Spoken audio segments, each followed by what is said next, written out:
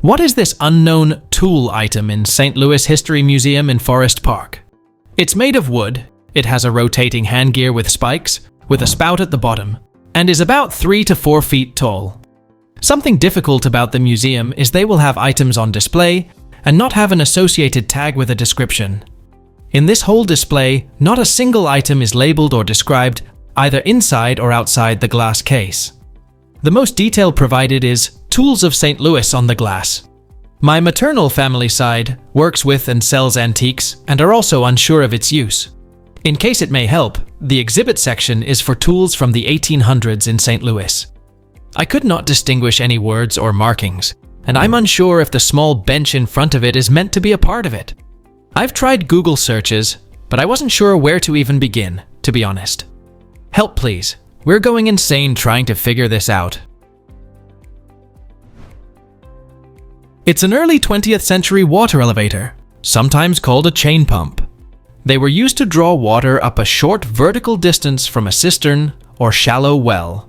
There's a chain that goes up the inside of the front column, over the wheel, and down the back column. In the front column, it runs inside a water pipe that extends down into the cistern. The chain has round piston-like things. I believe these were called buckets, though they are not bucket-shaped. They are spliced in every few feet and fit snugly inside the pipe, sometimes with leather seals. As the handle or wheel is turned, the chain is pulled up and the water comes up the pipe with it.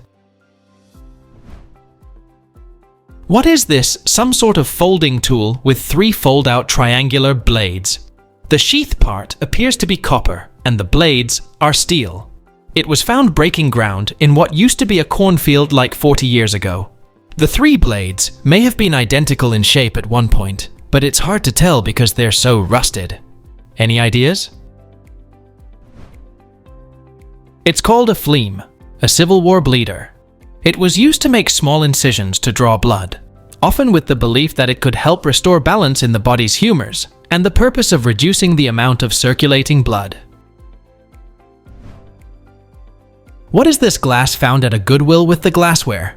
It's a glass similar to a champagne flute, but with a very small opening and a gold band twirling around the outside of the glass. My initial thought was it could be a single flower vase. Has anyone seen anything like this before? It's an oil lamp, missing the wick and wick holder at the top.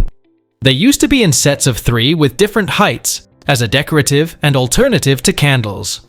But it's terribly unsafe to have in your house. It's hazardous. They are unstable, top-heavy lamps, and one earthquake or hurricane, and your house is covered in accelerant. What is this metal thing that moves like a scissor, but has no sharp edges? The clamp parts fit together. One side is barrel-shaped, and the other side is curved and fits over the barrel when touching. I think it's made of iron. It seems very old, approximately 12 inches long, and it folds up very thin. The paper attached has a handwritten Luke Brooks 1785. I can't find a reliable Google image match. What was it intended for? It's a curling iron. Here's one from an 1810 tool catalog. This is what they used before we had electric curlers and curling irons.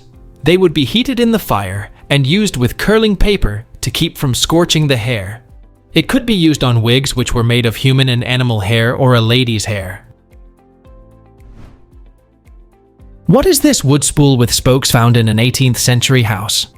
Approximately 18 inches across, there are 6 notches cut on the outside of each spoke, and there is a string tied around 2 of the spokes. It was left hanging from the kitchen ceiling by previous owners of an 18th century New England farmhouse. I think the previous owners used it as a herb dryer. Any ideas would be cool to hear. It's not a yarn winder. It's a spinning wheel of a style that uses string or ribbon between the spokes to make a rim for the drive band. It's more simple than a wooden rim and is common on charcas and some great wheels. I spin exclusively on antique wheels, so I'm fairly certain. Here's one in the British Museum. What are these brass things that have threaded nipples at the top? They have holes in the bottom, so they can't hold liquid. The threads are 0.5 of an inch, the holes are 0.25 inch on top and bottom, and the bottom has no threads. Google image search only comes up with pictures, but these aren't pictures. What could this be? These are lamp bases, made in Turkey in the 1930s. Here's another one listed for $1,800. The socket and such screws to the top, and the cord comes out of the hole at the base. What is this kite with an airplane on it I found in the attic? It looks very old and is made of fabric. Any help with this would be appreciated. It's a World War II Paul Garber's target kite, used for anti-aircraft target practice, showing a Japanese warplane. By 1940, Garber had assembled an exhibit of the different types of Allied and enemy aircraft in the news at that time. The display of scale models, photographs, and drawings caught the attention of the US Navy, who asked Garber to bring it to the Navy Department and teach military personnel how to recognize these aircraft. Soon thereafter, he found himself a lieutenant in the Naval Reserve, assigned to the Special Devices Airplane Recognition Program.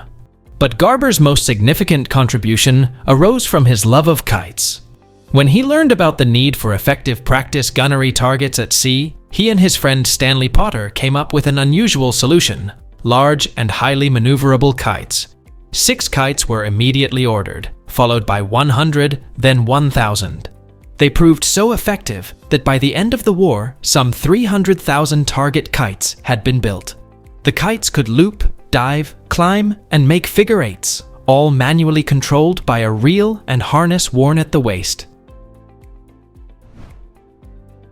What is this thing with metal handles that squeeze closed and are attached to a cloth cover dome, but the handles and dome do not separate? A penny in the picture for size. I found it in my dad's basement. He recently passed away, so I can't ask him.